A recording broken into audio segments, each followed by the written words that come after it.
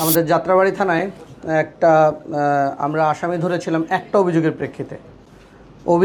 প্রেক্ষিতে সে একটা মেয়ের এক লেডির সাথে তাকে ব্ল্যাকমেলিং করতেছিল পর্নোগ্রাফির অভিযোগের প্রেক্ষিতে। কিন্তু আমরা তাকে ধরার পরে একটার পর একটা টোটাল এ পর্যন্ত 10টা অভিযোগ পাইছি। টোটাল 10টা অভিযোগ পাইছি এবং সবগুলা একই ধরনের, একই ধরনের ব্ল্যাকমেইল করেন, কখনো কখনো রেপ করেন, কখনো কখনো পর্নোগ্রাফির কাজ করেন। এবং আমরা যেগুলো ভিকটিম পাইছি সবগুলা হলেন মিরপুর এলাকা। এবং এইটার ঘটনার ধরন যদি আপনারা মানে শোনেন তাহলে একটু ইয়াই হবেন। আমরা বাংলাদেশে এই ধরনের নর্মাল পাই না, নর্মাল বিহেভিয়ার, এই টাইপের বিহেভিয়ারে আসামি পাই না। এটা আমার জন্য একটা মানে ডিফারেন্ট কেস, আমাদের টিমের জন্য একটু ডিফারেন্ট। কারণ আসামি প্রথমে যে কোনো একজনকে ভিকটিম, স্টার্টিংটা আমরা এখন পাই নাই, স্টার্টিং পয়েন্ট পর্যন্ত যেতে পারি না।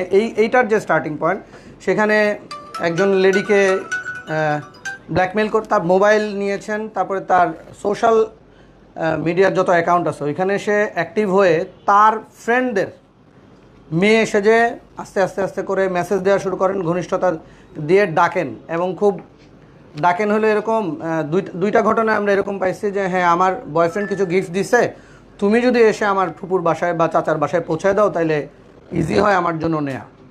তো যখন মেয়েটা রওনা করার পরে বলে যে আমি একটু অসুস্থ, আমি আসতে পারতেছি না, আমার ফুপাতো ভাইরে পাঠাচ্ছি বা চাচাতো ভাইরে পাঠাচ্ছি। পাঠানোর পরে ওইখান থেকে সে যতগুলো ভিকটিম আমরা পাইছি এগুলো সে ইউজ করছে হলো মেট্রো স্টেশন অথবা সচিবালয়ের যে মেট্রো স্টেশনের নিচটা, ওই জায়গায় এসে কখনো ডিরেকশন দেয়, কখনো নিজেই সিএনজিতে উঠে ফুপাতো ভাই বা চাচাতো ভাই হিসেবে উঠে নিয়ে যায় হলো যাত্রাবাড়ির দুনিয়া কলেজের এখানে। আমরা 2টা স্পট পাইছি, 2টা বাসায়। তারপর মেয়েদের নিয়ে গিয়ে ওইখানে ব্ল্যাকমেইল করে, মোবাইল কেড়ে নেয়। এবং এই মোবাইল কাড়ার ফলে মোবাইল বিক্রি করার আগে তার সোশ্যাল মিডিয়ার অ্যাকাউন্টের যতগুলো আছে অ্যাকাউন্ট সে নিজের করে নেয়। তারপরে আবার ওইখান থেকে আরেক মেয়ের সাথে শুরু করে। তো আমরা এ পর্যন্ত এটা ঘটনার কিন্তু খুব বড় না। 4ই মার্চ আমাদের প্রথম ভিকটিমের আমরা জিডি পাইছি এবং সর্বশেষ হলো 9ই এপ্রিল।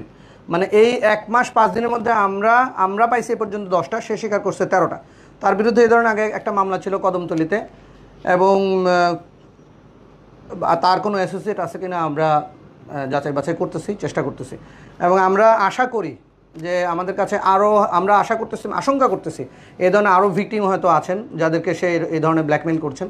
সবাই সামাজিকতার খাতিরে, সামাজিক সম্মানের খাতিরে হয়তো অনেক কথা বলছেন না, অনেক করতেছেন না। কিন্তু আমরা আশঙ্কা করতেছি, আমরা যেটা হেডলাইন করছি ঘটনা এরকম।